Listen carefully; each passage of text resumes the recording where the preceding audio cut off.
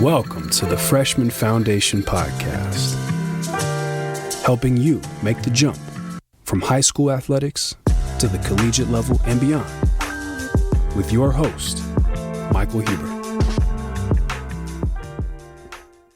Hey everyone, it's Mike Huber, founder and CEO of the Freshman Foundation and certified mental performance consultant. If you're listening to this episode, then you're likely a student athlete or family member of one. Thank you for taking the time to listen. Hopefully you find our podcast valuable. Mental performance coaching allows young athletes to show up at their best every single day by conquering distractions, pressures, and mental roadblocks through evidence-based strategies. So let's talk. You can visit my website at michaelv.com to schedule a free strategy session. Let's see if mental performance coaching is a fit for your family. Enjoy this episode, and thank you again for listening. How is Jon Torine passing on the wisdom of his legendary coaching mentors? Coaching, much like parenting, has a deep influence on young people. Many of us learn how to coach from those who coached us. Unfortunately, not everyone has ideal coaching role models. Coaching lessons that are passed down generationally can have significant influence, positive or negative, on young athletes. It is critical to educate coaches on effective practices in order to curb the troubling youth sport dropout rate. My guest, Jon Torine, is a former NFL strength and conditioning coach and currently an area developer for I9 Sports. In episode 36, Jon discusses how he has adopted foundational lessons from legendary coaches such as Marv, Levy, and Tony Dungy. Jon shares how he is using those lessons in his current role as a franchise operator at I9 Sports, whose mission is helping kids succeed in life through sports. I'm excited for this conversation. Let's build your foundation with Jon Torine. Hey, Jon. How are you, man? Mike, what's happening? Not much. Good to see you here. You too, buddy. You too. I always love catching up with you, but now we're doing it with the record button on. We're doing it with the record button. We're halfway. Just remember, we have an edit function here. We're about 100 steps from each other. Yeah, exactly. It's the world we live in, right? We default to technology rather than in person, and right. I think that probably needs to change. But I guess to start off, I mean, can you talk about what led to you getting into coaching at the NFL level as a strength and conditioning coach? Yeah, Mike, I when I was in high school, I had this, probably like most New Jersey kids that are playing football, if around 9th grade or 10th grade, the painful reality sets in that, all right, I'm probably not going to play for the Giants. Mm-hmm. Like if you look in the mirror and you're like I was, 5'9", nothing, not fast, strong, or athletic, you go, I'm probably not going to play for the Giants. But what I did fall very in love with and obsessed with was this idea around, okay, what can I do with the gifts or curses that I have from the neck down, right? I didn't understand the neck up at that time to farm your land. But how could I take whatever it is I have, because all I wanted to do was play college football. That's all I wanted to do. It's all I cared about a little too much. And what can I do physically? How can I train? How can I eat? How can I, whatever it is. Fortunately, I saw some really ugly things on the illegal drug side in my life from others that scared the hell out of me, thank God. And I never went that route because that in of itself is a scary route and a whole different conversation. So because I wasn't interested in my heart exploding at the age of 16 or 15, what could I do? And so I began to dive into this idea of, how do you train? How do you maximize your gifts? That's the idea, right? Here's the genetics. What can I control? Can't fix the height. Can't fix the hair color. But what can we do? And that led me on this journey of really going, well, this is so interesting to me. And it helped me quite a bit. And I was like, well, this could probably help other people as well that are unsure and uncertain and not blessed or gifted, and not to act like a victim. Well, this is all I have. Mm-hmm. What can I do? Right. And so to the idea, I didn't even know that was a thing, like a job. Right. Right. And so, you're talking about the late 80s, early 90s, late 80s really at that time. Mm-hmm. And the Giants had a strength coach named Johnny Parker at the time. I remember Johnny Parker. I was a big Giants fan growing up. There you go. So Johnny, who was one of the classiest, most incredible guys you'll ever come across, I had called him because I found out there's this job called strength and conditioning coach, and it really intrigued me, and I can go to college and I could maybe play, Division III. I wound up going to Springfield College, small school in Mass, which at that time was Division II, which was a little above my level. And I got wiped and hurt and all these kind of things. But my high school coach, and I'll swing back to Johnny in a minute, my high school defensive coordinator who had gone to Springfield, when he asked me what I wanted to do, I said, I'm really intrigued by this strength and conditioning thing. And he used to teach us how to lift weights in his office with a bar, and then we would go across the street to the YMCA. And that's how we learned to do cleans and all this. That's a coordinator in his office, which the bar was. It was like playing a pool table. With right. It was probably touching the walls at some point. Like a bad game of pool, right? And so Coach Purdy used to teach us that. And he goes, look, John, you need to go to Springfield College. That's in Mass. I never heard of it. He goes, that's where you need to be. Great sports science, strength and conditioning, now sports psychology programs. You got it. Some of the most amazing people, and I'll make that come to life in a minute and prove the point about these people up there that are just world class. Yep. Human beings, aside from good at their work. And so I called Johnny. I was 16 years old, Coach Parker. And I said, I want to learn about this strength and conditioning thing. And I couldn't believe he answered the phone. And they were at training camp at Fairleigh Dickinson University in Madison at the time. Yep. And I said, hey, can I come? Like, I had some questions for him. He spent 45 minutes on the phone with me. 45 minutes. I was a 16-year-old kid. To this, obviously, I've never forgotten. I'm an old man now. And he taught. He goes, hey, here's what you got to take these classes, these kind of things. Yeah. And do this. And I said, hey, can I come pick up towels? Can I come learn? It wasn't that I was so starstruck by a Lawrence Taylor or Phil Simms, even though of course you are, right, as a kid. Right. But I wanted to see what this thing is. Right. I just thought what it was, but I don't see what it was. Well, we weren't. Bill Parcells didn't allow any outsiders in, even a 16-year-old kid. I could just imagine. Pick up towels. Yeah, that's the short version of the story. But so, but that day and that time that Johnny spent with me, of which I remind him almost every time I see him when we played on competing teams throughout our careers and other things, and he gets tired of me thanking him.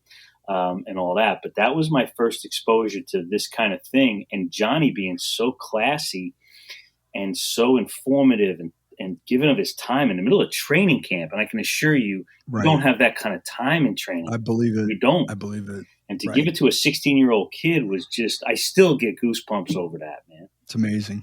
And so I go to Springfield and I'm like, okay, I want to be a strength coach. Getting to the NFL is like thinking you're going to be a star in a Hollywood movie. It ain't happening. It's not. Right. But I knew this strength. So like, hey, I can do this. And I worked for a coach, Marv Levy, with the Buffalo Bills. And Marv used to always talk about, he hated is probably not the right word, but he never liked when people would ask him, how do I get to coach in the NFL? And Marv would always say, look, I love your question. I don't like the ending. Ask me, how do you become a great coach? The level will be what the level is. It's not to discourage you from the NFL, but if you're only in love with the NFL idea, right, you're going to miss the whole boat. And so you may or may not get to the NFL. And by the way, to second Marv, I've seen better high school coaches in some cases than the NFL and vice versa. The high school, college, NFL isn't this good, better, best. It's a bunch of coaching, right? Well, some of it's got to be luck too, right? Right place, right time, who you know, right? That's right. There's so much that goes into any profession about getting to a certain level, right? There's only so much you can control. Yeah, that's exactly right. And to reaffirm your point, and I'm always, frankly, a little embarrassed of how I got there, because the way these stars aligned is the times that I discuss it, it still blows my mind. So when I was a sophomore, I was in a nutrition course at Springfield, a 101 nutrition course taught by the baseball coach. Many of the coaches at Springfield also teach. It's a small teaching institution. It's a YMCA school. Yeah. Wow. And Coach Royce, who just got inducted into the Western Mass Hall of Fame for baseball. So I didn't know him. He didn't know me. I wound up, without getting into the long intricacies of how this happened, but I wound up knowing an answer to a question that he asks. And the reason I knew the answer to the question that he asked, Mike, is because, as I told you before, I fell in love with this idea of how do you get better. And that became a big hobby of mine. So I'm reading at a young age, strength and conditioning journals. That's when I actually found, you'll appreciate this, Gilbert, who was a sports psych professor at Montclair State. What's his first name now? Oh, man. The book was called Gilbert on Greatness. It was one of the first sports psych books I read. I was probably 17. Interesting. And I was like, this is really cool. Yeah. And that kind of opened my eyes. Wait a minute. I got plenty of my own anxieties and doubts and all these other things. And I got hurt, and I was in a real tailspin around my identity and what the hell's going on. And, all the things that you espouse and help people with to the level that you are, which I can't respect anymore. And, so Coach Roy's, we're in the class. And as I told you, I just read on the side. I happened to the night before I was reading about, it was an article, and within this one article was there was no internet, at least that I knew about, was B vitamins, and it was like B6 or B12, whatever the hell it was. Mm-hmm. And Coach Roy's asked a question. If you got the answer right, he would give you like an A in the course or the next exam. And he was like this old school farm, tough, Western Mass. I think he had a dip in his mouth during class, ready to go. Cap on, stop-built shoes on, spikes. He's ready to go. Anytime if there's baseball, I love it. He's the greatest, the absolute greatest. And he's always ready to go. The nutrition course was just something he did to pass time, I think. But he loved it, and he was great at it. Yeah. And I knew the answer to the question, embarrassingly enough, because I had read it the night before. So the one thing I will tell you, as much as I talk about stars aligning, because friends of mine have brought this out to me and kind of made me go, stop saying you didn't do anything. Right. I don't say this to be self-serving, but because I was studying, because I was reading, because I was talking to people, I was learning. Yeah, you're right. And I'll take it back to the phone call to Johnny Parker. A 16-year-old kid who's going to pick up the phone and call an NFL coach, like it doesn't happen now, right? So you were taking your fate into your own hands to move the ball forward. And I think that that's a lesson that should not be overlooked, because I talk to young people about it all the time. If you don't like where you're at and you want something to be different or better, you gotta have to do something about it. It's not going to come to you. And I think that that's a really important lesson to shine a light on. No, I appreciate that. I think, to me, it really came from my grandparents, my parents, who would say, not as eloquently as you just did, but similar things like, hey, if you want it, go get it. Like whatever get it means. Right. Exactly. As long as it's legal, go get it, go do it. Well, whatever it means. And who cares? You're going to get hung up on. So what? I've been hung up on so many times, I can't even tell you. But Johnny didn't. There you go. But I appreciate that. So I had answered the question correctly, and I was scared to death to even raise my hand. We were filling them out on Post-it notes, and he was collecting them. And when he got to my row, I'll never forget it. 4 rows over, 4 seats back. And he was like, I don't know why I waste my time with you damn kids. You don't know squat, And then he gets to mine, and he's like, whose is this? Who said B6? Who knew this? And I'm like, got my head down on my desk. I'm like, oh, God, no. I was like, forget it. Let the kid. I was like, you tell him it's yours. Like, I was scared to death of him, right? Right. Scared to death. And so I like raised my hand real awkwardly, and he's like, whatever your name is back there, you see me after class, So now I got 55 minutes of just absolute hell, right? Whatever he taught that day, I couldn't tell you. I was too in my head going, this guy is mad for no reason. Right. So anyway, he calls me after class. I go see him, and he starts talking to me. Yeah, where you from? Kind of stuff. And he goes, what are you doing here at Springfield? Why are you here? And I go, well, to be honest, I wanted to go down to Florida, and I thought I'd be renting jet skis in the Bahamas when I was done with college. I had, my damn D coordinator sent me here. Why? What do you want to do? I want to be a strength coach. You want to be a strength coach? Yeah. How come you knew that answer? I said, Coach, I was reading a thing last night in the NSCA journal. It happened to be in there. I wouldn't have known the answer 2 days ago. Mm-hmm. He goes, I appreciate that, right? So he goes, okay, take a walk with me. And I'm like putting my hand in my pocket, like on my Swiss Army knife. Like, I don't know what this guy's going to do, right?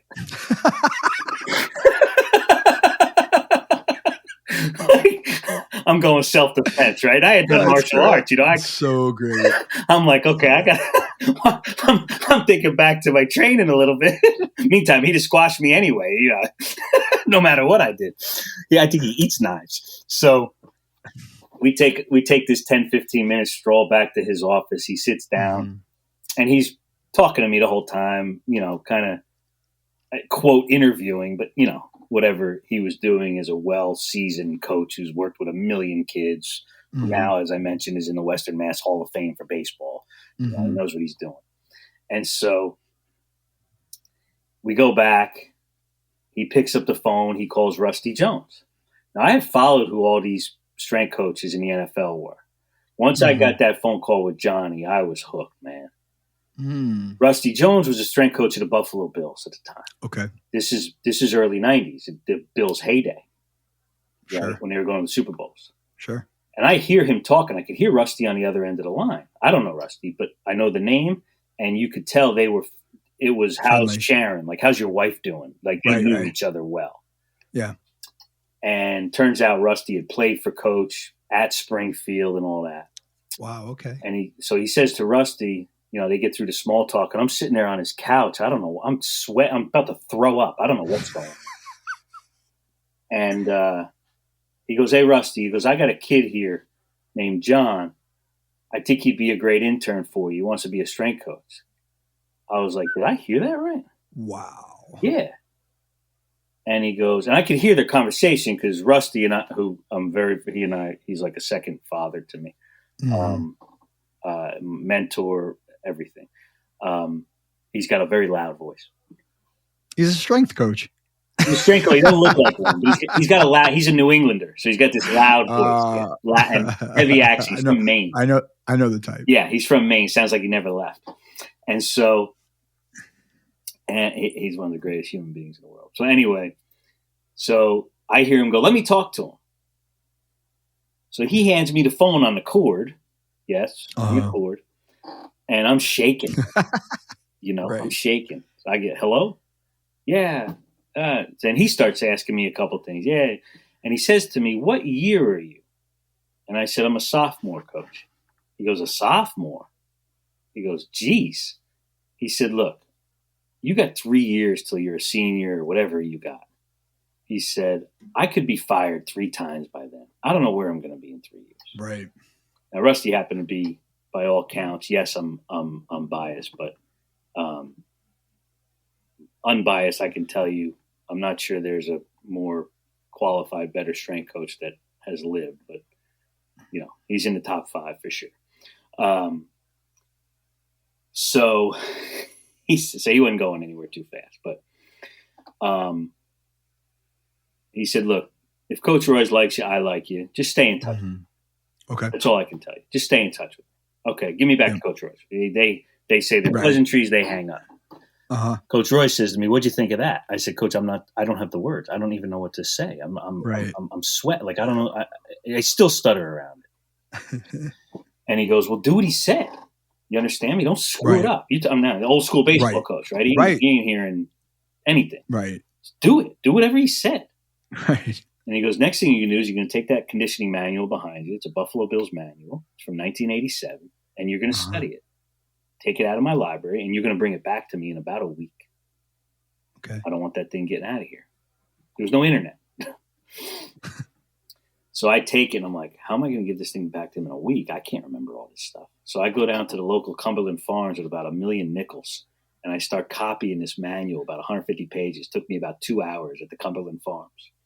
And I bring – so now I got my own copy, right? Yeah. And I had that thing memorized. Didn't know what the hell any of it meant, but I had it memorized. And I stayed in touch with Rusty. And the long and long was I wound up there going up there as an intern a couple of years later. Mm-hmm. I wound up being there, and then I was getting ready to leave. And I was looking to be either a GA, a grad assistant, strength coach somewhere, get a job. I had enough of college, to be honest with you, at that time. I had enough. You're right. I recall the feeling. Yeah. But I knew, hey, if you're going to do this, you probably got to be a grad. So I'm making phone calls, right? All over the place, kind of what I know how to do. And Rusty kept telling me, look, he's like, how's the phone calls going? Because he knew I was calling. He gave me permission to call around and stuff. And everywhere, college, high schools, pros, everything. I go, not too good, Rusty. There's people hanging up on me and just not nice. Some guys are nice, but there's nothing available. There's like, he goes like, well, who was nice? So I tell him. He goes, who hung up on you? So I tell him. Right. And he goes, do me a favor. Not out of spite or out of being angry or anything. He goes, just remember who hung up on you. He goes, someday they're going to be calling you. Yeah. And I was like, yeah, okay, whatever. I think nothing. A few weeks later, they tell me, we want to keep you here to be a full-time assistant strength coach. Which floored, right? Yeah, there was a few assistants in the league at the time, and I happened to be in the right place. And the apologies I don't make is that I busted my ass. Well, but I want to go back to that because I think it's important, right? Like in all the things that you did that were in your control led to the breaks that you got. If you didn't read the article to answer the question right, to show that you were prepared for the work, you wouldn't have got the introduction by your professor, by your teacher. You get there. If you don't follow up with Rusty, you probably don't get the internship. You go there, you show up, you bust your ass, they offer you a job, right? It doesn't happen it's not happenstance, right? It's like it's the accumulation of all the little things that you do that you don't get, patted on the back for over those years that put you in that position. No, I fully agree. Yeah, it's the do what you can control and exactly. And it's easier said than done. That's for damn sure. But hey, of course, because I'm sure there were some pretty rough days there, where it's like, well, where's this going? Or, I'm making next to nothing. How am I going to survive? Because I'm sure you weren't getting paid a king's ransom, right? Everybody wants those jobs. So you take what you take and you got to sacrifice. Yeah, there's no doubt.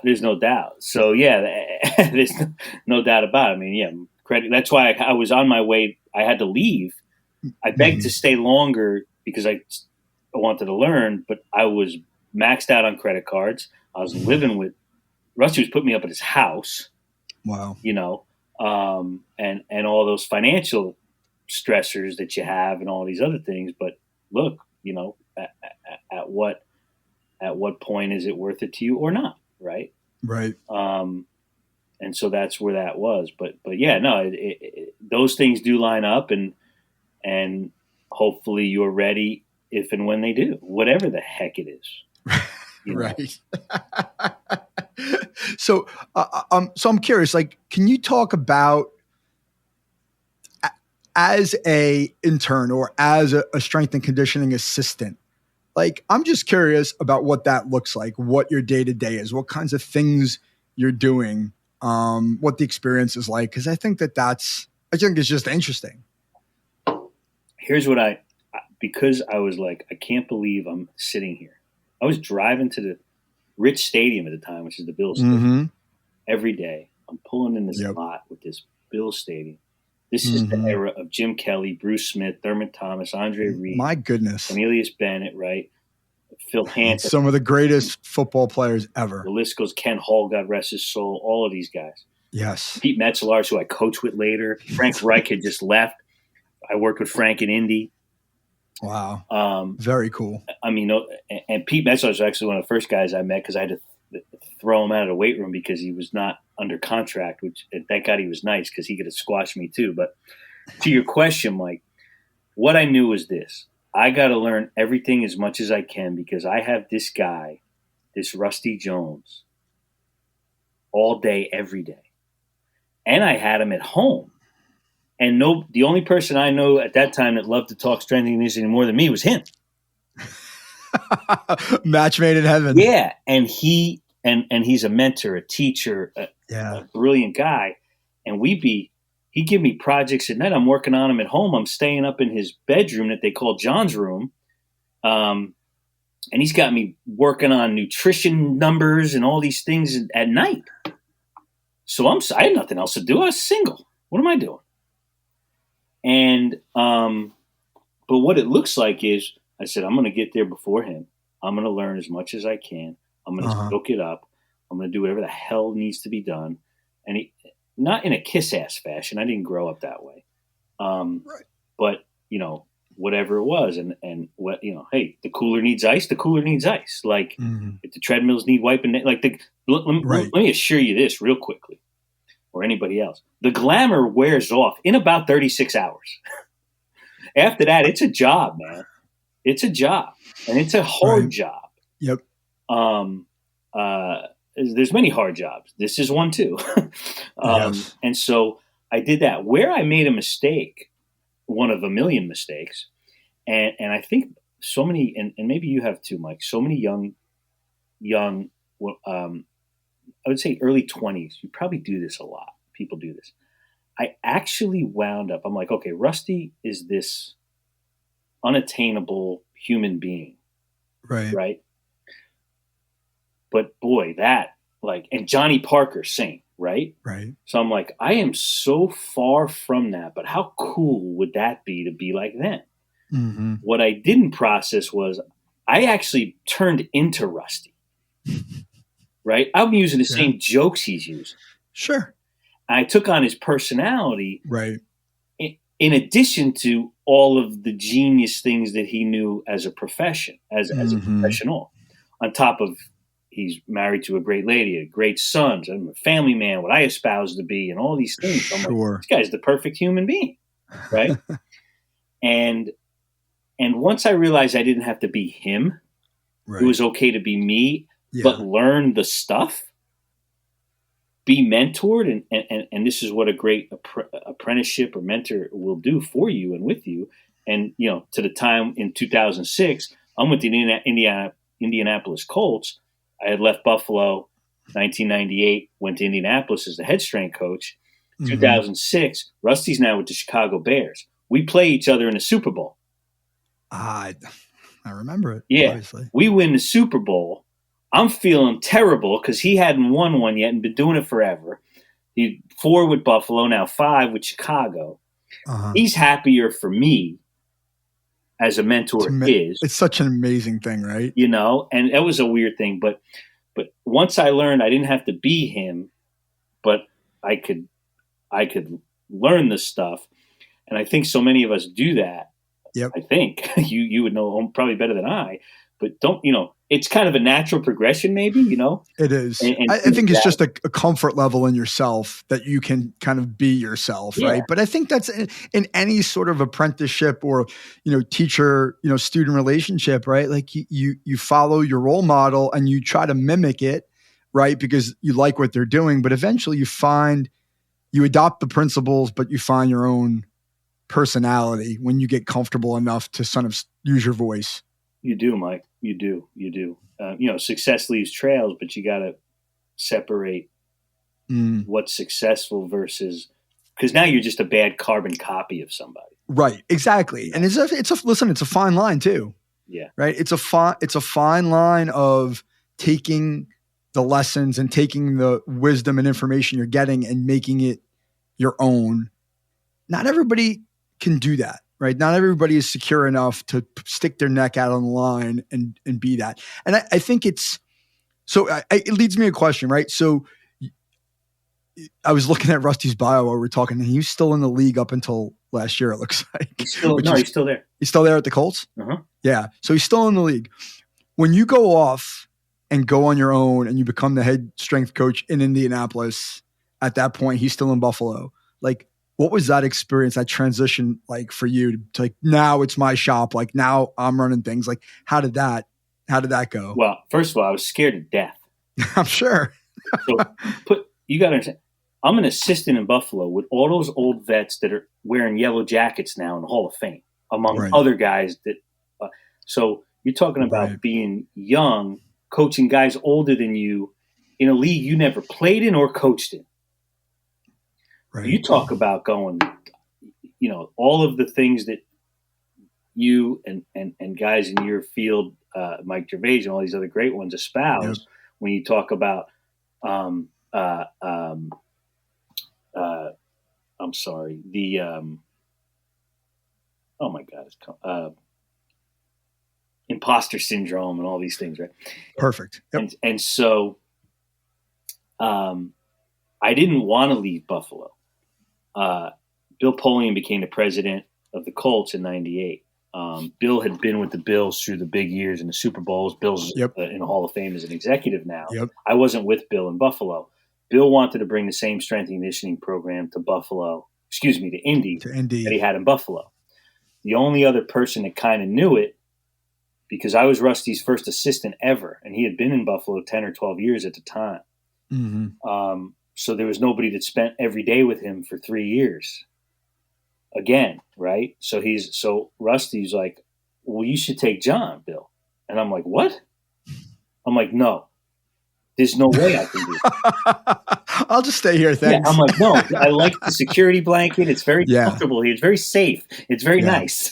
It's absolutely. I can't screw up too bad because you got me, right? And like a buddy of mine said, who's a strength coach, he said, Jon, it's a lot easier to make suggestions than decisions. And that's the difference. It's a great line. I love that. It's a great line. The difference in being an assistant versus a head is that line. That's the line. Yeah, right. 100%. And so I'm like, Rusty, no. He's like, you're ready. You got to go. I'm like, and I'm arguing with him. No, are you crazy? How old are you at that point? I'm freaking not even 25, Mike. Come on, really? Yes. Wow. No wonder why you were scared shitless. Right? I would have been. Yeah. I'm like, no. I'm like, Mike. I'm like, Rusty. There are 10. I shouldn't even be here anyway. There's 10 million more people qualified than me to be here, let alone go to Indy and do this. With Bill Polian, the best executive in the league? Jim Mora was the head coach at the time of the New Orleans Saints. Yeah. Former Marine. I'm like, what? I'm like, no. And now it's 98, right? The Colts were 3-13. They're going to draft either Peyton Manning or Ryan Leaf at that time, right? Yep. So I go, he's like, Russ, like, no, you're ready. You got to go. Bill needs you. It's going to be fine. And I talked to all the coaches in Buffalo. Wade Phillips had just taken over for Marv Levy as the head coach. He was the D coordinator at the time. Mm-hmm. And Wade had a long conversation with me, a lot of advice, because he'd been not only his dad coach, he could they've been around. And one thing I know how to listen to is the old guys, and which is there's Buffalo coaching staff was all 50-year-olds and above. Mm-hmm. And it was great because I got to listen to those guys all day. Yeah, sitting under the learning tree, as they say. Yeah, and listen, you, and it always started with listen, you young punk, and then they had the advice. So I knew when I heard listen, you young punk, it's time to listen up. It was good stuff coming. And so, that's the way they did it, right? And it was amazing. So I go interview at the combine. I go over as a Buffalo Bills coach. I'm interviewing with Bill Polian, Jim Moore, and a bunch of other people in the room. They grabbed me at the combine in February of 1998 and go through this whole interview. And they want to, and I leave the interview, they come down and I go back down to one of the testing rooms where we were working. Mm-hmm. And one of the staffers came down and said, "Hey, John, Coach Mora and Bill want to talk to you." I go, "I just left." He goes, "No, I know. They're about to offer you a job." I'm like, no. And lo and behold, they wind up hiring me. And I go over there, and it was, and I mean, the mistakes and I was like, first I get, okay, there's a new sheriff in town. This is how it's going to go, right? Right. And then that doesn't work, right? And then you get through, okay. But I had the credibility going over that I came from a good place. They knew Bill is the guy that hired me. Right. And everybody's scared of the president, right? And so, and Bill, God bless him, ran the place like the Irish Mafia. That's how he liked it, And I don't say that negatively. And so, no, I mean, I've seen Bill Polian more than a few times on television, and doesn't surprise me one bit. Yeah, Bill's again, no words, just amazing. I mean, brilliant guy, super well read, smart, just detailed, just listener, one of the great listeners of all time. It's one of the great. It's such an important skill to have, right? That's what makes a leader is to really sit back and not talk, but listen when you need to. Was he a great listener? Oh my God. Yeah. It's amazing. And that's where I learned. I'm like, huh? He really listens. Like, be careful what you say, and he'll remember it, Well, that's true too. You got to choose your words carefully. Yeah, and don't bullshit and don't be wrong, Right. And so don't be wrong. Yeah. And so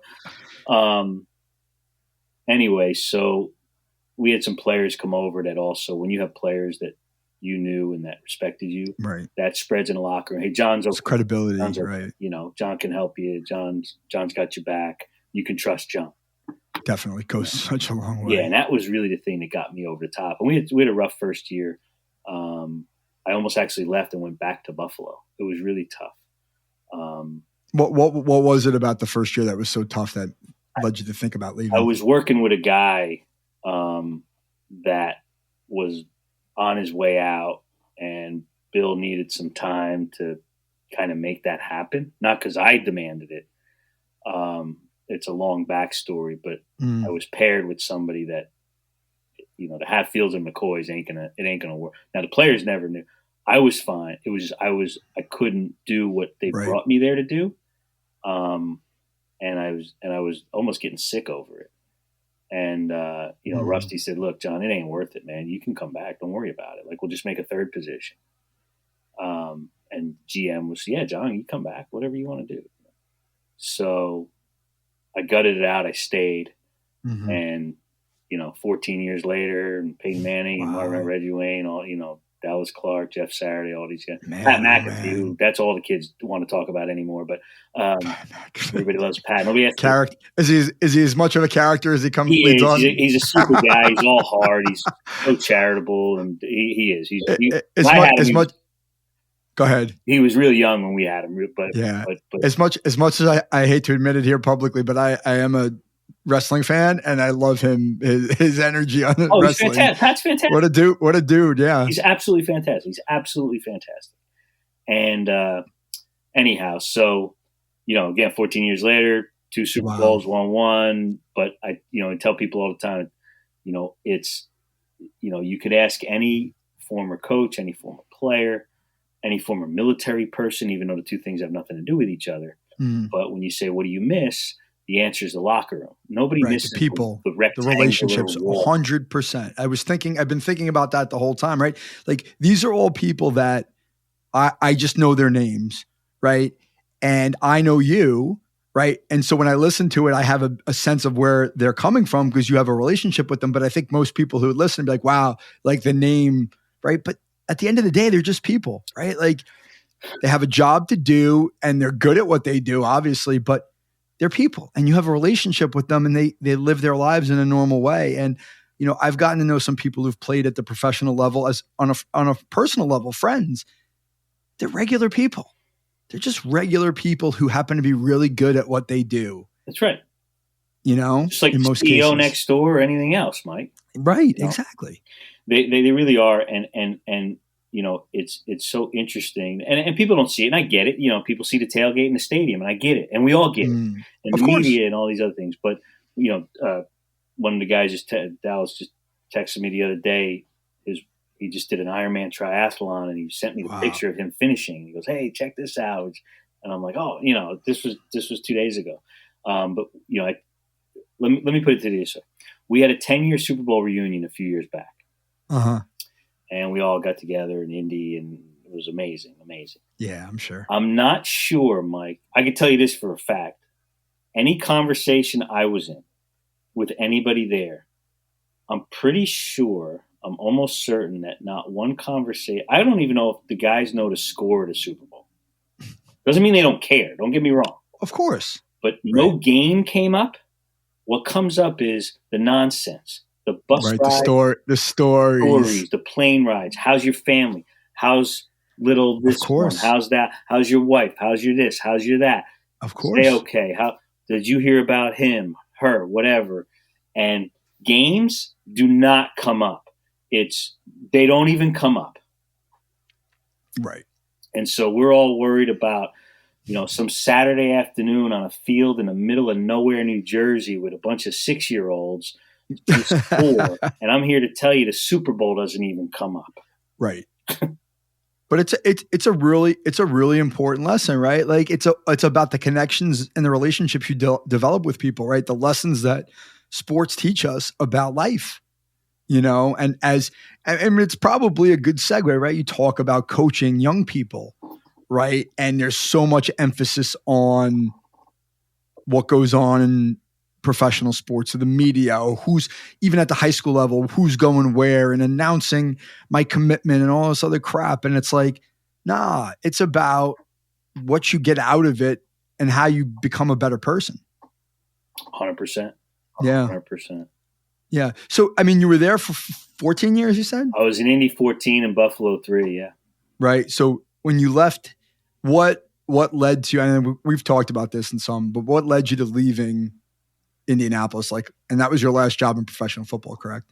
As a full-time guy, I've done consulting around the and NFL stuff, yeah. and NBA and MLB and MILB and right, as a full-time staff employee. But that, yeah. First and foremost, and I don't say this with judgment or criticism by any means. Couple things. One, in 2005, when Coach Dungy's son took his life, it had a really profound effect on myself and many. And if the Dalai Lama, Tony Dungy, if he has a son with trouble, that means anybody can. Andy Reid, same. And I remember we were flying down to his funeral, and me and they took all the families down, and I said to my wife, I don't know if this is worth it. And what I meant was, as I grew up in this league, I grew up in the NFL, and I was around all these old coaches who said, "Listen to me, you young punk." I saw an inordinate amount, and I used to talk to a lot of their kids. Hey, how'd you like moving? Like, you're moving every 3 years, and how did that affect you? And I was really trying to understand that, and a lot of divorce and things like that. Sure. And it's not a judgment. No, those are life choices that you make that have consequences. Yeah, and so I was like, okay.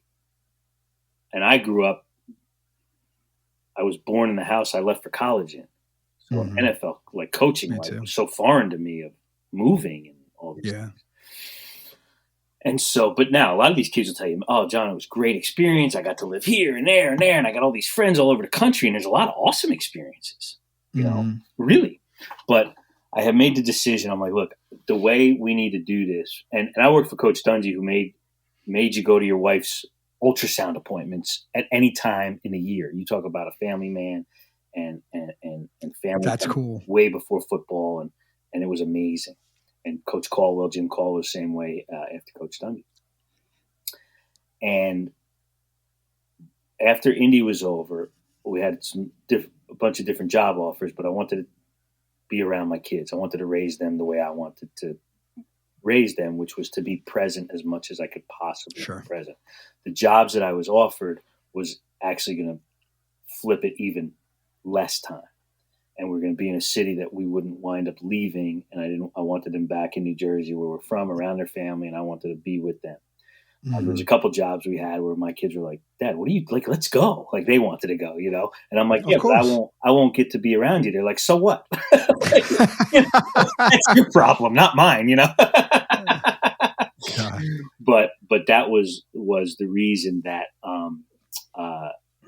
we did that, and come back here and right to Fairhaven, New Jersey here and have zero regrets. Do I miss, what do I miss about the NFL? We talked about it. You miss the relationships and the guys and all that. What led me to this youth sports thing? Yeah. Much like yourself, Mike, in one word, disgust. But when you're disgusted, whether it's your weight, your finances, or anything else, is when you decide to make a change, right? Right. When you get to the bottom, you say, all right, now it's time. I'm disgusted, right? Yes. And so I was sitting at, it was my younger son. I have two boys that are, one's 19, one's 18. And ironically, my 19-year-old is at Indiana University. He was born in Indy, so it's really cool. But my younger boy is second grade. We're in Indiana. I go see his baseball game, not his travel. His baseball game, second grade baseball. I hadn't been around youth sports in years, Mike. And real quickly, I walked on that field, and what I saw horrified me. Yeah. And I'm talking about the behavior of everybody except the children. Yep. But I didn't know. And I sat next to a friend of mine, and I was like, what's going on here, man? And he's like, nothing, John. Don't worry about it. You're not here much. I get it. This is normal. And I'm like, normal? I'm like, what if this behavior is good for the kids? Look what's going on here. Parents banging on the backstop screaming. We got coaches and umpires cussing each other out. I get kids crying everywhere. This is Indiana, where if there's nicer people than in the state of Indiana, I haven't met them yet. Right. The Midwest people are the best. They're the best. Not like us jerks, right? They're the best. I lived in the Midwest for 7 years, and I couldn't agree with you. They're the greatest. They're the greatest. Yep. We're a bunch of jerks around here, right? And so, we had to adjust to them. And it was great. But anyway, so my friend said to me, John, stop worrying about it. This is normal. Don't worry about it. And that minute, and this is 2000, I'm still in Indy. And I sat there and I said, okay, because he didn't want to talk about it anymore. And I said, geez, is he right? Is this normal? And I got to find out if he's right. And I went on this mission, as I like to do. And you mentioned it with yourself before. I dug in and was like, I got to go learn about youth sports. I don't know what's going on. Yep. I know what my experiences were, which were, if I had 10 coaches, 5 are the reason I was able to coach in the NFL, and 5 are the reason that I ended up in a psychiatrist's chair, right? Like, so, what is he right? So, because I was around a long time, I had access to some great folks all over the world, and I called them and tell me about what's going on in youth sports, and can I come visit you? And and then we wound up, you wind up speaking. They want you to speak, and so I put together all these workshops around youth coaches and coaching and sport parents and kids of what I learned. Tony Dungy's, like Marv said, it's coaching. It's not the NFL, right? Well, Tony Dungy's coaching can go not only any level of any sport, but by the way, he and many others have made me a better parent, a better father, a better husband, a better person, a better everything. Right. And I was always intrigued by, quote, personal development, whatever the latest word for that is now. I don't know, but growth, whatever, all that. We get it. We get it. Always super, every day. So I go on this journey and this mission. And then, Mike, when I found out that 70% of our kids are quitting youth sports by the age of 13, that's when I stopped in my tracks. And I said, okay, my friend was right. This is normal. That this is nuts. What he wasn't right about for me was telling me not to worry about it. Right. And that day I said, I am going to worry about it, because 7 out of 10 kids are leaving at the age of 13. And what's left for them to do is become anxiety-ridden, depression, suicidal tendencies, opioid use and abuse. I can go on about the physical problems easily. 100%. The emotional and mental that you can speak to better than I. and it's not just because they're not playing a sport. It's that they've lost the people and the mentors, these caring adults in the community that they have. Yes. Who, those of them that are doing it the quote right way, and we don't have that. I think you put your finger onto something really important, because I see this in my work and as a parent. Parents, God bless them. You're a parent. I'm a parent. Being a parent is not enough. Just having good parents is not enough, because the natural human tendency is for kids, my kids, to not listen to me because I'm dad, right? They want to do it their own way. And so I want my own children to have a voice around them that sounds like mine, that I know they'll listen to. Right. And that's really hard to find. The voices that my kids are hearing are not the ones I want them to hear, but in some respects, I have a choice, but I don't have much of a choice if I want them to play sports, because there's not really that many good options for having a coach who's going to espouse the same principles and values that I do when I'm coaching young people. There's no doubt, Mike. Many of us have a friend who will take our call at 3 a.m. If you're lucky, you do. If you're lucky, you have one. I have a few. If you're lucky, you have one. Yeah. I consider myself very lucky. Same guys that will take my call at 3 a.m. if I needed anything, anywhere, anytime, with no questions asked. Yeah. And I say that to say this. I used to ask my kids, and I still do all the time, tell me an adult who you would call at 3 a.m. that's not a relative, doesn't have our last name, or a relative at all, that you would feel comfortable telling anything, or that you trust implicitly. And I wouldn't even have to know. Me and your mother wouldn't even have to know you talk to them. Who is that?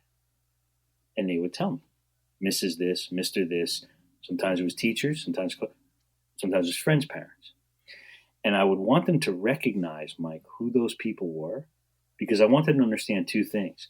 There's people out there that you can tell, because I know you're not going to tell your parents everything. I'd be naive to think you are. Well, that too, right? Okay. And I know this. We would like to, but let's be real.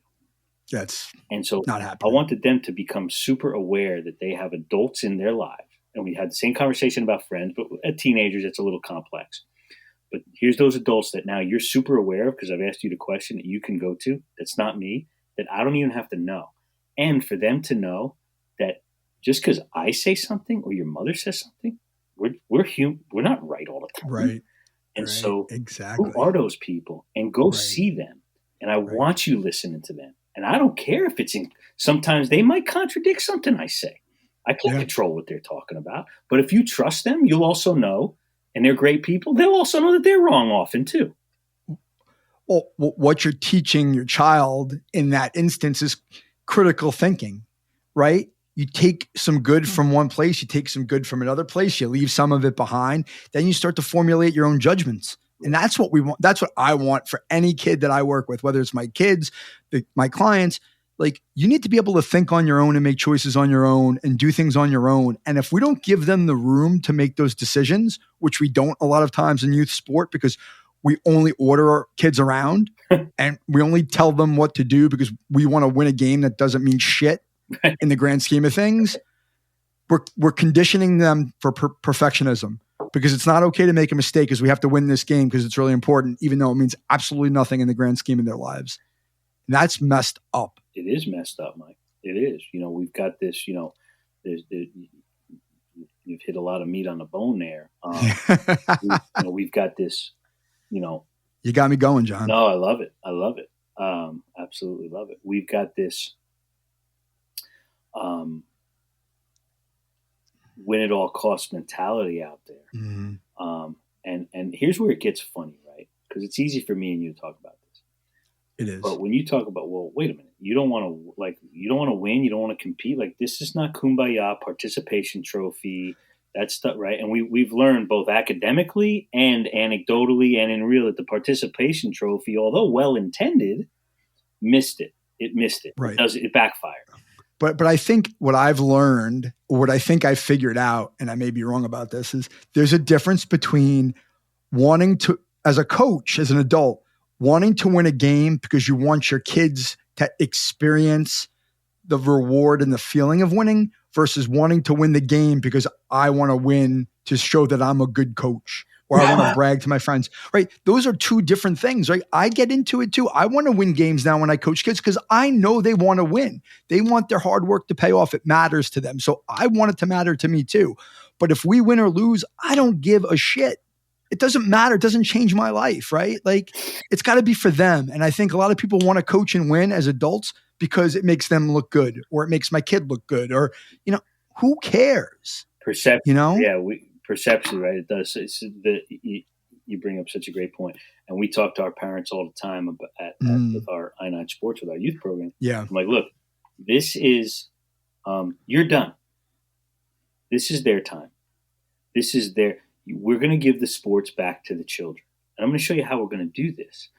It doesn't mean you have to put a duct tape over your mouth.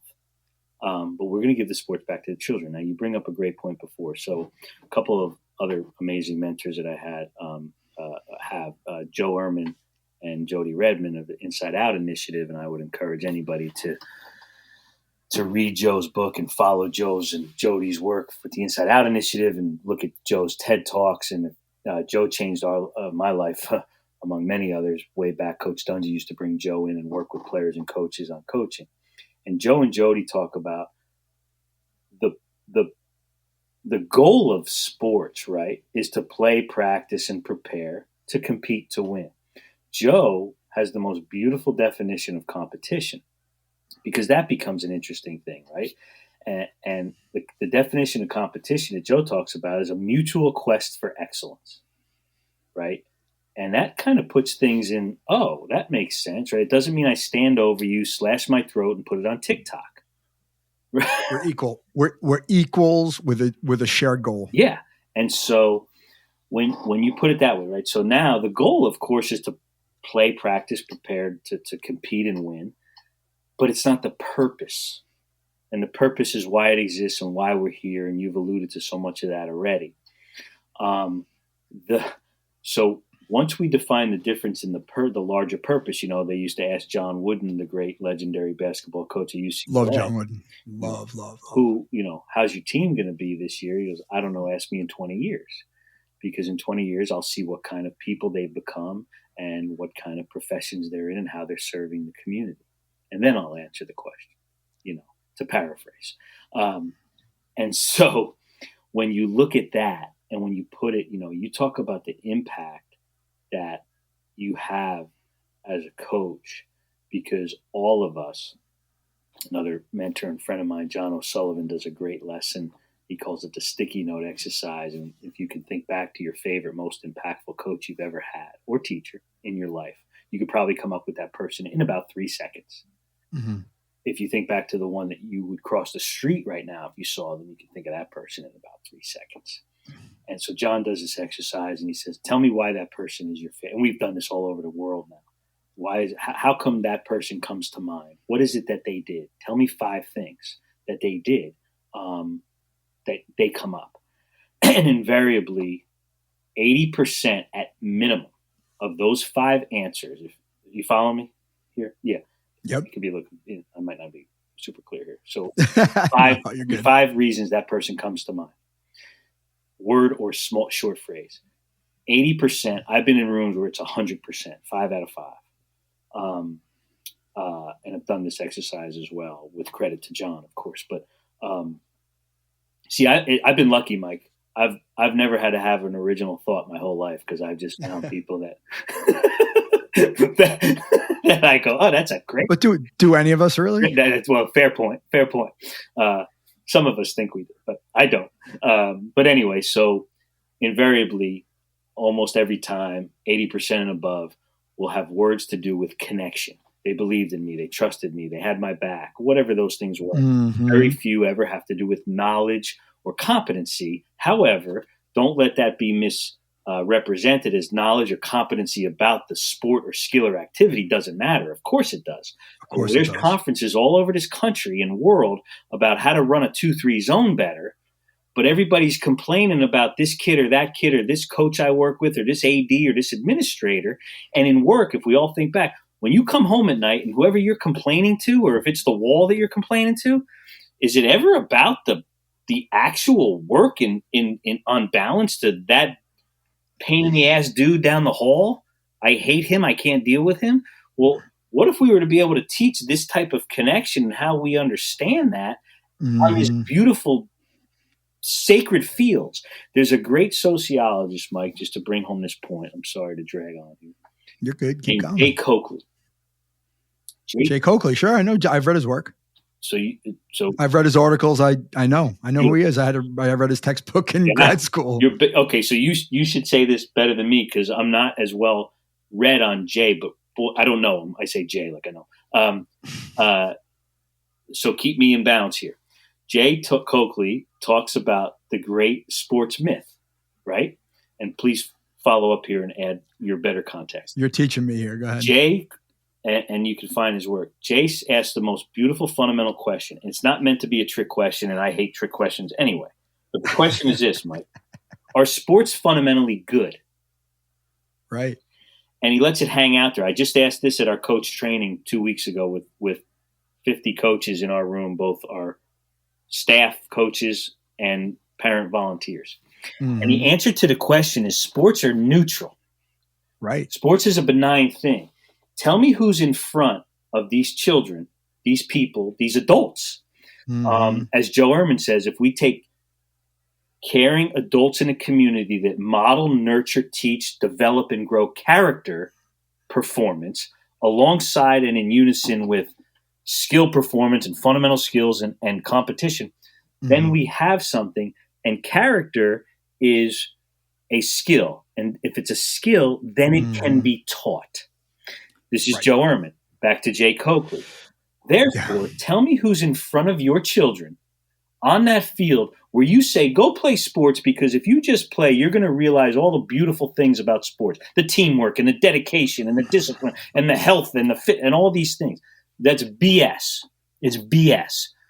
Because one of the reasons I got into this youth sports world is because how dare you take these sacred fields, courts, tracks, pools, and ice and disgrace them with your discouraging, horrendous behavior. And I don't blame you, because you just don't know. No, you don't know the difference. You don't know, and you've been given, thank you very much, because you have the time, and at least you volunteered. At least you stepped up, and thank you. 100%. But there's leaders in the community like yourself, Mike, who can say, look, we appreciate you stepping up. And here's a really great way for these kids when they're 30, 40, 50, 60, 80 years old, when they get asked, tell me about your most impactful favorite coach that you ever had that you would give your life for almost, and your name comes up, how great would that feel? Because would you like it to come up when you say, who's the guy you wouldn't put out if they were on fire? And that's you because of the way you treated that kid? Correct. You want to be that guy or gal? I don't. So that's where we talk about this difference. And please, if I've discredited Jay in any way. No, you're on point. It's funny. I was pulling up an article because I've read his work and it's been a while, but one of the titles of his articles, and this is, I think, in line with what you're talking about, is Burnout Among Adolescent Athletes, a personal failure or a social problem, question mark, right? Is it the person or is it society? And I think, the answer to anything is it's a combination, right? It depends. But to me, it's more societal, right? We're not creating the conditions for sustained motivation in sport because we're rewarding the wrong things. Totally. Without understanding the long-term consequences of it. Like, hey, it's going to affect your health. Hey, it's going to affect your mental health. It's going to affect your well-being. It's going to affect all these other things that happen in your life because you dropped out at 13, because we're not doing right by you. And that's concerning. It's disgusting, right? But it's also, to your point, it's because people are just ignorant, and not in a pejorative way. They just don't know the difference. Now, the problem becomes, and I know you know this better than I do, is when someone does know the difference and they're trying to help that person understand the difference so they can be better and the kids can be happier, and they don't listen, that is where the frustration comes. Like, I know better. I'm trained to know better. I've been in that position. I'm not saying I know everything, but I know a little bit more than you. And so rather than telling me I'm wrong, because your ego's too big, open your ears and listen and maybe take something from it so that we can make this situation better for everybody going down the road. Right. So now you got me on my soapbox, because there's a lot of people there who think they're expert based upon the fact that they played Little League Baseball 40 years ago. Like, give me a fucking break. Sorry. Audience. No, I love your. No, but it's right. I heard a coach say one time, either you don't know or you don't care. I'm going to first assume you don't know. Right. Once I know you know, and now you just don't care. We talk to our parent volunteers about, look, we have a way that we like to do this, and we're going to give you books and training and all these things, right? And I could, like, Mike, I could do your taxes for you right now if you like. I can step up and volunteer and do your taxes, and I would probably have you audited and in jail in about 2 seconds. That's a great analogy, right? Now I'm willing. Not the right guy to be doing the taxes. I'm willing to do it, Mike. if you're willing to let me, right. I don't think it's a great idea, but it doesn't look like anybody else is stepping up to do your taxes for free. Right. For free, right? So, but the end result is not going to be good. Well, hey, John, why don't we get you some accounting courses, knowledge base there about how to do this? Oh, that might help both of us, right? and so, we ask our volunteers, look, if you're not interested in this, there's many, then please sit in the stands and enjoy your child that way. Right. And we don't use the phrase just a volunteer. You need a buck, now you're not a volunteer. But we don't use that phrase because I think it demeans what you're out there trying to do, which is if there's more important work than standing in front of a child and impacting their lives, I'm not, other than saving a child's life, I'm not sure what else there is. Past other than life and death things, I think that's next, right? And so, but that's really where things need to head, and the responsibility and the privilege and the honor. So when I first, one of the first things I learned when I went to coach a Pop Warner football team, and I didn't learn until Joe Ehrman started working with us. I was in college and I was done, and me and my friend decided that we'd go help a Pop Warner football team. And I was there, and I'm cursing at these kids and throwing my hat down. The way that you were taught. Right. And I was like, that's how you do it. Because the coach I had, that's what he did.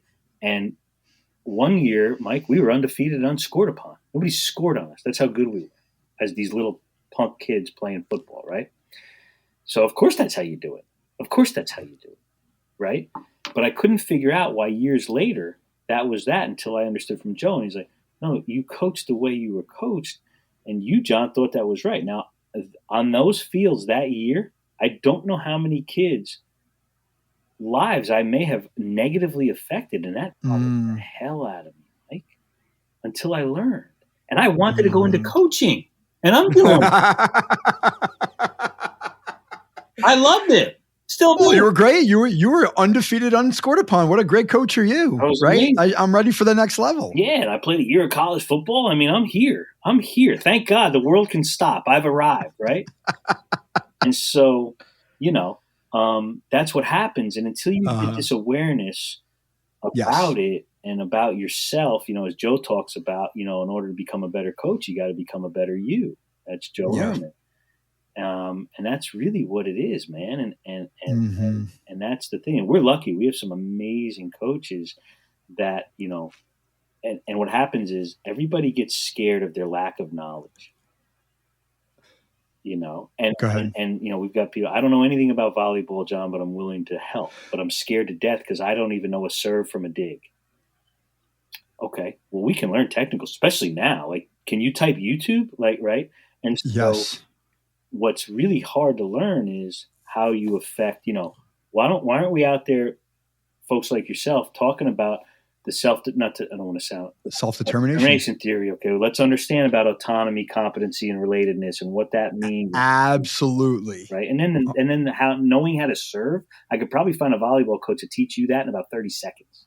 Exactly. So I was just thinking about that because I coach rec baseball. I've coached baseball since my kid was old enough to play. And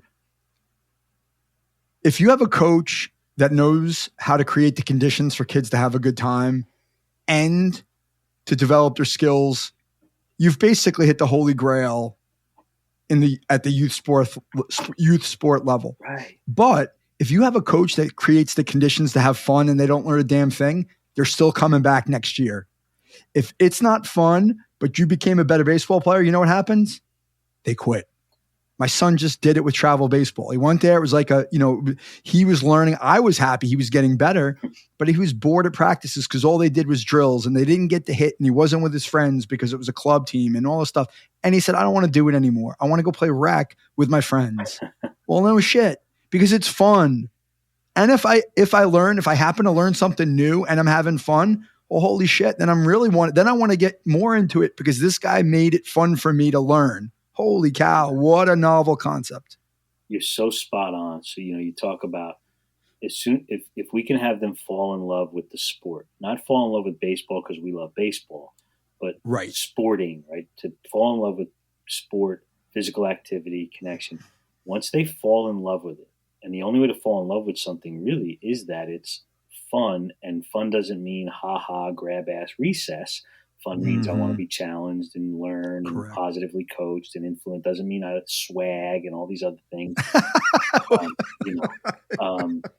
And so when your child is saying to you, can you come outside with me and catch? Can you come outside with me? Or you hear the volleyball and the basketball being dribbled through the house and you're screaming at them, knock it off, then they love it. And that's how you know you got them. You got them. Opposed to them, you going, come on, we're going to the batting cages, and and then you're bribing them with ice cream sundaes. And so, if they fall in love with it first, however that happens, they'll be pulling you to play, and they'll want to go do it. And it's so counterintuitive because we know best. We're the parent. But they'll be doing that. And, I'm not a religious guy, Mike. You talked about the conditions, but it's really the seed in the soil, man. It's the seed, and you need both, right? Yeah. You need the right environment, the safe space. Our basketball coach does this. We do this great thing, and we all do. He's especially into it. At the end of the basketball sessions, the kids sit in a circle, and the first thing he says is, "Who made mistakes today?" And he goes, "I better see everybody's hand up." And he's not coming at it from a shame thing. He's teaching about how we learn and all that. And the kids can't wait. Tell me the mistakes. And the kids are shouting over each other. I double dribbled. I did this. How amazing is that? Because you're normalizing that it's okay to make mistakes because everybody makes mistakes. And that's how we learn. The only crime in making a mistake is you don't learn from it. Well said. And the problem is that the adults, they demonize you making a mistake. And when you're a 12, 10, 13, 15-year-old kid and someone scolds you for making a mistake, then you're not going to want to make another one because you don't like the way it feels when someone tells you that you made a mistake. Rather than saying, hey, you made a mistake. It's okay. Like, here's what you could have done better, but I appreciate the effort. All of a sudden, you've created the old, proverbial feedback sandwich, right? That's right. Great effort. Hey, this is what you could have did better. Keep doing what you're doing. Oh, okay. Thanks, coach. No, right. And then they do it. And then when they do it, you go, hey, you see, you did what I just told you to do. And it looked better. Good job. Way to listen. Right. Like, it's not rocket science but everybody just wants to point fingers, and that's, again, I think it's just a lack of awareness, and it's okay to not have that awareness. But at the same time, once you know, then it's on you. Right. Especially as a grown up. Totally. To that end, I challenge anybody that's sitting in the gymnasiums of the elementary schools and middle schools throughout from rec on through whatever travel stuff is going on, and look at all of these kids that aren't robots making lefty layups, but when they're doing layups on if most kids are right-handed on their opposite hand, if you will. Right. And they either don't shoot them with the left hand on the left side if they're righties, but the ball goes in. So we've got this community growing up, and I'm not making out lefty layups to be life and death. It's great example though. And so you've got this, why are all of these kids not making lefty layups, but actually they're on the left side shooting the ball up with their right hand? I'm not a basketball expert, but I know that you don't do that. And the ball goes in and we clap. But it wasn't done. So we fell in love. But because now the outcome is, that ball better go in regardless of what I do. I just got to get it in the hoop regardless of how it gets there, even though it's not the right way to do it. I could climb 100%. Up on a ladder and put it through. As long as that thing goes through, thank God. Because I don't want to hear from the sideline that I made a mistake. So I just got to get it in, and I got to be perfect, and everyone's going to clap for me. Opposed to like Pavlov's dog. I went up on my right foot, left hand, and I missed. But through repetition and not boring of the process, that eventually the outcome will happen, right? If we fall in love with the process. And so, when I was coaching rec basketball, I would actually tell our kids, if you go down, we would work. I'd say, look, I don't care where the ball goes. If you get the ball in with your right hand on the left side, you're coming out. If you put the ball up with your left hand and it doesn't go in, it's no problem. I promise you, if you have a fast break by yourself and you're heading down the left side and you go over to your right side, ball in or ball out, you're coming out. And I don't care. And so when we started doing that in practice, but when we were doing lefty layups, I'm like, I don't care where the ball goes. I can go, just do it. Across the street. I'm not even looking if it goes in. I'm just looking at your left hand.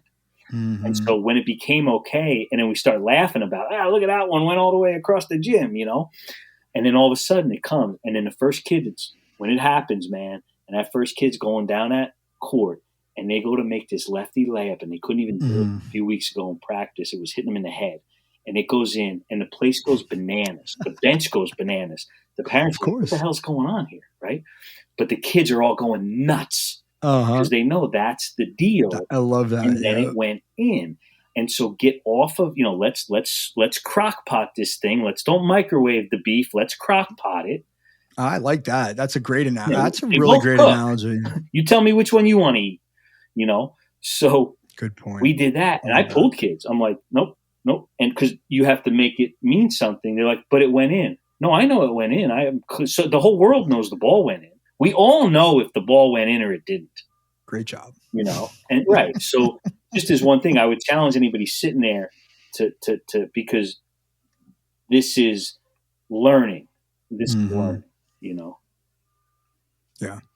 Well, I think we probably only have a couple more minutes here. So I'm going to ask you the question I ask everybody at the end of this podcast, but I'm going to frame it very specifically for you. Okay. Because of the world you're in youth sports and you're doing the work you're doing with I-9 and really trying to get the message out about the right way, if you want to call it that, or a better way to participate in youth sports, what's the one piece of advice you'd give to a sports parent?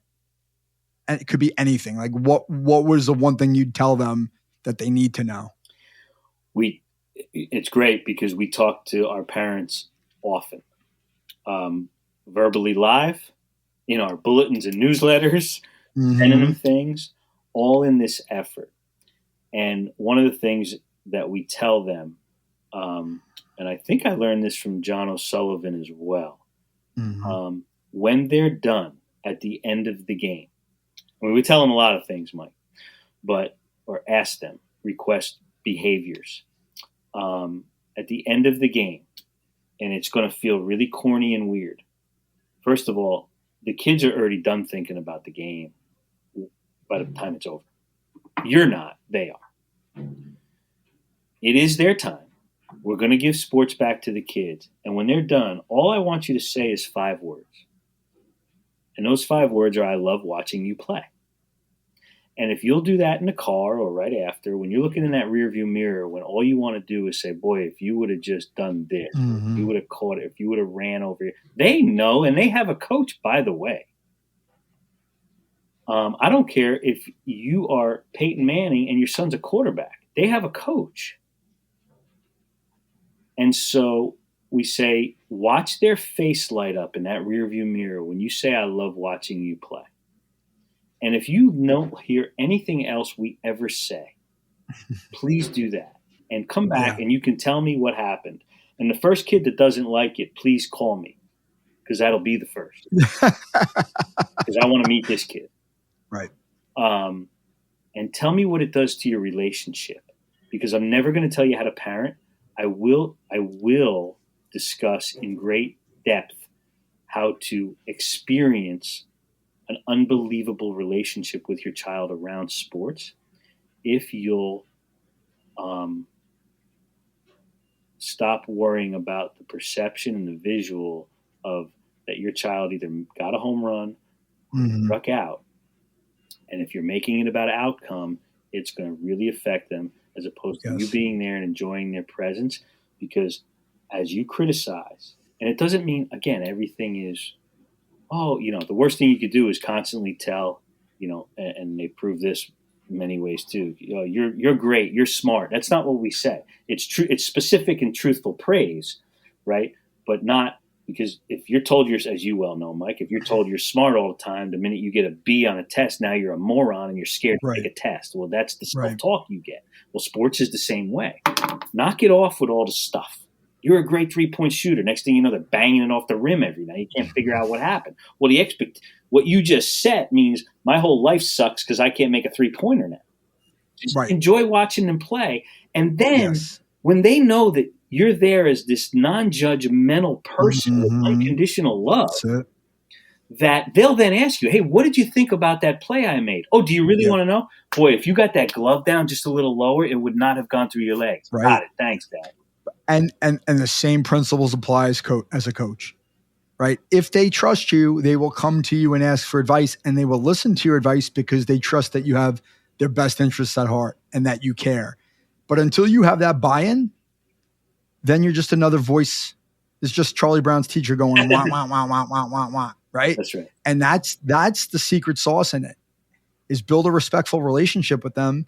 And then all of a sudden you've got a blank canvas, because now they trust you and they want you to know. They want to know what you have to offer. Same goes in the pros. Until they trust. Of course. Once they trust. Same goes in my work. If they don't trust me, if someone doesn't trust that I have their best interests at heart and that I care about them first as a person, and all I care about is their performance, guess where it's going to go? It's the freaking toilet. Right. And real, like you are, Mike. They really know it. Not, I read in the manual, you're supposed to trust me first. So here's all the things I'm going to say, like it's a cold sales call. Well, that's the benefit of life experience. I have that benefit. If I was 20 years younger, I probably would. Right. Yeah, man. All right. Well, listen, John, I know we could talk all day, and we usually try to.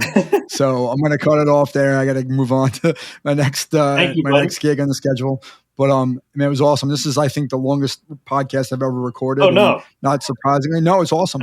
I'm really excited. I love how things went, because I think we got across what we've talked about probably 10 times in private has come across on this podcast, and now we get to put it out, and maybe someone will listen and take something from it. So I'm excited about that. No, I always appreciate talking with you, Mike. I always learn something from you. So thank you, man. Thanks, John. Take care, man. So, what was your biggest takeaway from my conversation with Jon Torine? For me, it's that it's not okay to stay quiet as it relates to sharing best practices for coaching youth sports. The best coaches coach people, not games. About 70% of young people drop out of youth sports by the age of 13, presumably because they are not having fun. Coaches play a big role in that equation.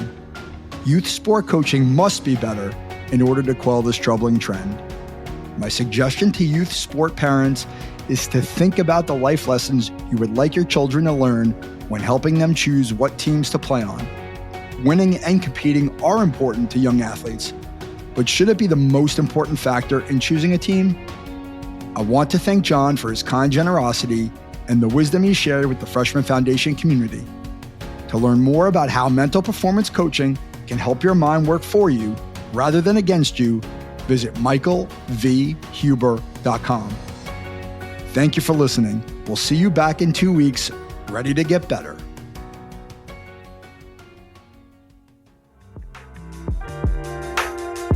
Mike Huber is the founder and owner of Follow the Ball Coaching, located in Fairhaven, New Jersey. He is a mental performance coach and business advisor dedicated to serving athletes just like you reach their full potential on and off the court. The Freshman Foundation is all about helping you get to the next level. For more information, follow along on Instagram at The Freshman Foundation. Please subscribe, give us a like on iTunes, Spotify, leave a review, tell a friend. Most importantly, come back in 2 weeks, ready to get better.